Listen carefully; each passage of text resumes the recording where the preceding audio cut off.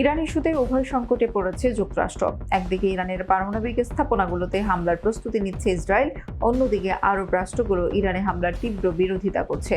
চলতি মাসের মাঝামাঝিতে মধ্যপ্রাচ্য সফরে যান মার্কিন প্রেসিডেন্ট ডোনাল্ড ট্রাম্প। ওই সময় তিনি সৌদি আরব, কাতার এবং সংযুক্ত আরব আমিরাত সফর করেন।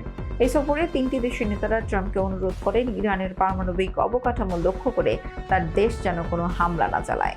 ইরানকে বাঁচানোর জন্য এই তিন আরব দেশ যুক্তরাষ্ট্রকে এই অনুরোধ করেনি, বরং যুক্তরাষ্ট্র হামলা চালালে ইরান, সৌদি, কাতার এবং আমিরাতে হামলা চালাতে পারে এই আশঙ্কা থেকে তারা ট্রাম্পকে এই অনুরোধ করেন। কারণ এই তিন দেশে মার্কিন সেনাদের ঘাঁটি আছে। ইতোমধ্যে ইরানের সামরিক বাহিনী মার্কিন সেনাদের হুমকি দিয়েছে। তারা বলেছে মধ্যপ্রাচ্যে 50,000 মার্কিন সেনা কাচের ঘরে বসে আছে। কাচের ঘরে বসে কারো দিকে পাথর ছোড়া ঠিক হবে না। শুধু তাই নয়, মধ্যপ্রাচ্যের যেসব দেশে মার্কিন সেনাদের ঘাঁটি আছে সেসব দেশকে ইরানের পররাষ্ট্র মন্ত্রণালয় চিঠি দিয়েছে।